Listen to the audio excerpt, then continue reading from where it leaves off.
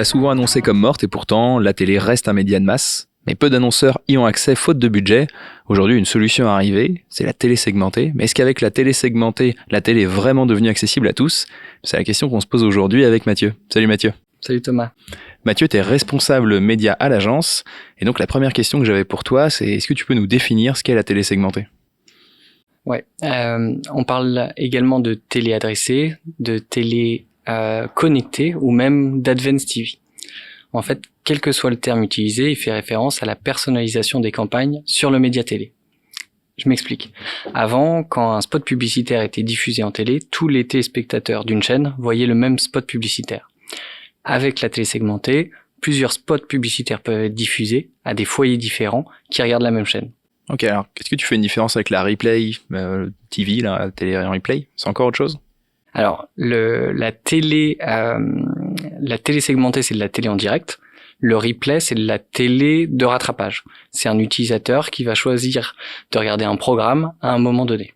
Ok, donc là, on est vraiment entre des publicités sur un télé linéaire, mais on est vraiment sur le même média dans un contexte similaire. C'est arrivé quand ? Ça fait un moment qu'on entend parler de cette promesse avec les nouvelles box. À quel moment ça a été effectif ? Ça a mis un peu de temps à arriver en France pour des raisons réglementaires et techniques, mais elle est légale depuis le 5 août 2020 et les premières campagnes ont commencé en janvier 2021. Ok, donc ça fait oui, c'est un peu plus d'un an maintenant. Ouais. Ça donne quoi alors les premiers résultats ? À date, on référence à peu près 370 campagnes en 2021 et sur l'ensemble de ces campagnes, on peut noter des chiffres intéressants. Déjà, 50% étaient des nouveaux annonceurs qui avaient jamais fait de campagne en télé.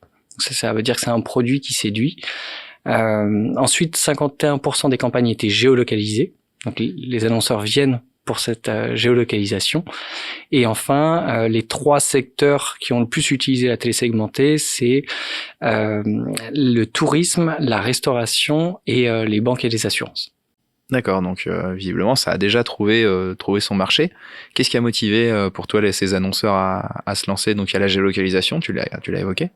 Alors, on dit souvent que la télé segmentée, c'est le meilleur du digital et de la télé. En fait, on va associer la puissance et le contexte brand safe de la télé avec la granularité du ciblage digital. On va passer d'un ciblage classique à un ciblage beaucoup plus puissant grâce aux data collectées par les opérateurs. La télé segmentée, en fait, grâce à la télé segmentée, on va pouvoir personnaliser ces campagnes publicitaires grâce à la data et à la géolocalisation. On va pouvoir analyser plus précisément les résultats des campagnes et surtout, la télé, elle va devenir un média accessible pour les PME. Et puis aussi côté téléspectateurs, ils vont être exposés à des messages, on va dire, plus intéressants car mieux ciblés. Ok, ouais, donc c'est vraiment la promesse du meilleur des deux mondes. Si on rentre un petit peu dans le détail, vraiment on soulève le capot, alors comment ça marche ? Déjà, est-ce qu'on peut vraiment choisir quand est-ce qu'on est diffusé ? Alors non, on peut pas choisir l'heure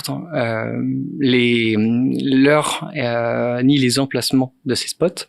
On n'est pas sur une logique de media planning comme en télé, mais on est bien sur une logique d'audience planning. On cherche avant tout à toucher un profil. C'est comme en programmatique. Ok, ouais, donc tu choisis pas ton moment. Par contre, tu sais. Tu sais que tu touches un profil en fonction de la data. Ça, c'est pas quand, mais c'est qui la Exactement. Alors, t'as quoi comme critère du coup pour choisir qui Alors, il y a 3 types. Il y a 3 types de segments, on va dire, de ciblage via la data collectée par les opérateurs. Il y a tout d'abord la géolocalisation avec une granularité forte. Il y a la composition du foyer. Donc, est-ce que c'est un célibataire ? Est-ce que c'est une famille nombreuse ? La CSP, les revenus et même le type d'habitat. Si je vis en appartement ou si je vis en maison. Et le 3e segment, c'est la consommation télé. Est-ce que je suis un petit, moyen ou gros consommateur de télé ? Ou je peux cibler par intérêt si je regarde des programmes plutôt sportifs ou sur l'environnement. Ah, et c'est pas qu'une histoire d'âge, on rentre quand même vraiment dans du détail, dans l'historique, ou en tout cas voilà. Et à terme, ça va se développer et on pourra avoir autant de segments de ciblage comme on a sur le digital. D'accord, ouais, c'est qu'un point de départ. Et qu'est-ce qu'on peut espérer comme KPI alors ? Alors, déjà, la télé segmentée, elle est commercialisée au CPM versus le GRP télé en télé classique. Ça a le gros avantage, c'est qu'on va pouvoir comparer les résultats des campagnes avec les campagnes digitales, parce qu'elles le sont aussi commercialisées au CPM. Et après, on va avoir accès à des indicateurs comme le nombre d'impressions diffusées sur cible, le taux de complétion moyen, la répétition moyenne et les impressions ventilées par chaîne de télé. Ah, c'est un vrai pas fait par la télé vers le monde du digital. Ah bah oui, on va pouvoir comparer, on va vraiment pouvoir comparer les performances. Ok. Est-ce qu'il y a des conditions pour faire de la télé segmentée? Est-ce que tout le monde y a accès? Alors déjà, pour regarder de la télé segmentée, il faut recevoir la télé par Internet. Donc aujourd'hui, on estime qu'il y a 65% des Français qui reçoivent la télé via une box FAI, une box Internet. Il faut que cette box, elle soit éligible techniquement. Donc aujourd'hui, 75% des box sont assez récentes, donc elles le sont. Et ensuite, il faut que l'utilisateur ait accepté de recevoir de la publicité ciblée. Et ça, c'est cette notion d'opt-in on commence à voir sur nos écrans, où on nous demande et on valide via la télécommande si on souhaite recevoir de la publicité segmentée. D'accord, donc il y a un premier potentiel qui est déjà là, et on peut imaginer donc le parc va grossir. Aujourd'hui, on est à 12 millions de Français qui sont éligibles à la télé segmentée. Ça représente à peu près 19% des foyers, et on estime que d'ici la fin de l'année, on atteindra les 16 millions. Ah oui, ça va aller super vite en fait finalement avant vraiment d'atteindre le plein potentiel de la télé segmentée. Ouais. Est-ce que tu vois donc il y a ces premières contraintes d'éligibilité, est-ce qu'il y en a d'autres contraintes pour les annonceurs? Ouais, il y en a deux autres. Il y a tout d'abord les entreprises qui n'ont pas le droit en fait d'utiliser la télé segmentée pour cibler des programmes pour toucher les enfants. Et ensuite, l'autre critère, c'est que les annonceurs peuvent cibler géographiquement une audience, mais elles n'ont pas le droit de dire précisément l'adresse du magasin le plus proche. On a le droit, par contre, de mentionner la ville. Par exemple, si je suis Decathlon, j'ai le droit de dire Decathlon Nantes, mais j'aurais pas le droit de dire Decathlon et citer l'adresse du magasin. D'accord, il y a quand même cette petite limite-là. Si on parle maintenant de la vraie promesse, ou en tout cas l'une des grandes promesses, c'est le budget, c'est que ça coûte potentiellement moins cher. Alors ça coûte combien finalement d'aller en télé segmentée? Alors, pour le coup, oui, la télé segmentée va rendre vraiment le média accessible, parce qu'on peut faire des campagnes à partir de 5 000 €.